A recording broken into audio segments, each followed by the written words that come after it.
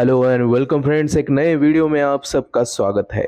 भारत को आज़ादी दिलाने के लिए अपने प्राणों की आहुति देने वाले क्रांतिकारियों में एक नाम जो सबसे ऊपर था, वे थे चंद्रशेखर आज़ाद।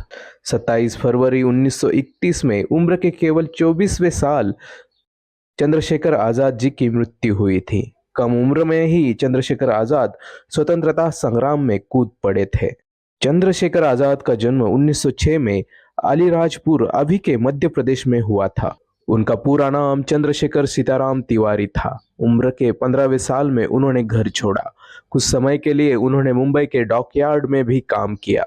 उसके बाद वो वाराणसी चले गए और एक संस्कृत पाठशाला में शिक्षा लेना शुरू कर दिया। लेकिन आजाद का मन पढ़ाई में नहीं लग रहा था। इसी समय गांधी जी ने अंग्रेजों के खिलाफ असहकार आंदोलन शुरू कर दिया था।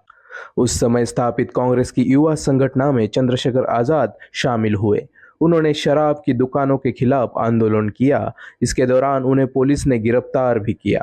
लॉ एंड ऑर्डर खराब करने के आरोप उन पर लगे। लेकिन जब उन्हें जज के सामने पेश किया जाता था, तभी से उनके मन में स्वतंत्र संग्राम के विचार आने लगे थे।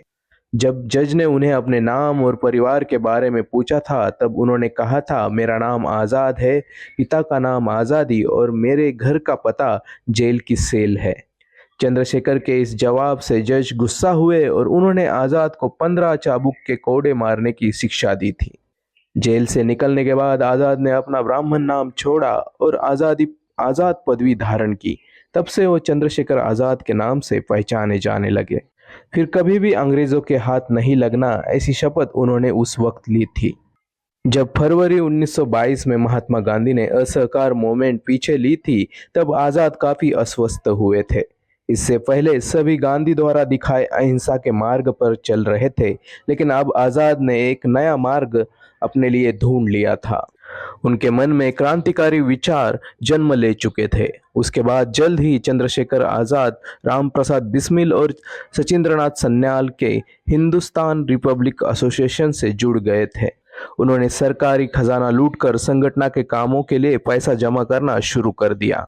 ये सारा पैसा भारतीयों का है जो अंग्रेजों ने लूटा है, ऐसा उनका कहना था। इसी बीच काकोरी की घटना घटी। 1925 में उत्तर प्रदेश के काकोरी गांव के नजदीक क्रांतिकारियों ने ब्रिटिश सरकार का खजाना ले जा रही ट्रेन पर हमला किया, जिसका नेतृत्व चंद्रशेखर आज़ाद, राम प्रसाद बिस्मिल, अशफाक उल्लाह खान और रोशन सिंह ने किया था। इससे ब्रिटिशों को काफी नुकसान हुआ। इस घटना के बाद आज़ाद झांसी में चुप कर रहने लगे। काकोरी का मामला शांत होने पर आज़ाद ने फिर एक बार अपनी एसोसिएशन का काम शुरू कर दिया। इसी दौरान उनकी मुलाकात भगत सिंह से हुई थी। 1928 में उन्होंने हिंदुस्तान सोशलिस्ट रिपब्लिक एसोसिएशन की स्थापना की। दिसंबर 1928 में लाहौर में ब्रिटिश पुलिस अधिकारी जॉन सॉन्डर्स की हत्या की योजना चंद्रशेखर आज़ाद ने ही बनाई थी। भगत सिंह और राजगुरु ने सॉन्डर्स पर गोलियां चलाई। उसके बाद एक अधिकृत पत्र में कहा गया कि लाला लाजपत राय की हत्या का बदला सॉन्डर्स की हत्या से लिया गया है।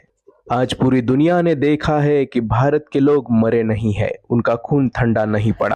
हमारा लक्ष्य क्रांति लाना है और सामान्य नागरिक के शोषण को रोकना है। इनकलाब जिंदाबाद। इस पत्र पर बलराज इस निकनेम से साइन किया गया था। कई साथी गंवाने के बाद भी चंद्रशेखर आज़ाद चुप कर काम करते ही रहे। 27 फरवरी 1931 को आल्फ्रेड पार्क में जामुन के पेड़ के नीचे आज़ाद अपने सहकारी के साथ कुछ बातें कर रहे थे। उसी वक्त एक खबरी ने यह बात ब्रिटिश अधिकारियों को बताई। उसके बाद ब्रिटिश सेना ने पूरे पार्क को घेर लिया और चंद्रशेखर आज़ाद पर अंधाधुंध गोलियां चलाना शुरू कर दिया। इस दौरान आज़ाद ने भी अंग्रेजों को उत्तर दिया। जब गोलियां खत्म होने लगी, तब उन्हें पता था कि अब वो अंग्रेजों का सामना नहीं कर सकते। इसलिए उन्होंने आखिरी बची हुई गोली अपने ही सर में मार ली। जिस पार्क में आज़ाद ने अंतिम सांस ली थी, उस पार्क को चंद्रशेखर आज़ाद पार्क के नाम से जाना जाता है। जिस पेड़ के पीछे आज़ाद चुप कर अंग्रेजों का सामना कर रहे थे, उसके सामने उनका स्मारक भी बनाया गया है।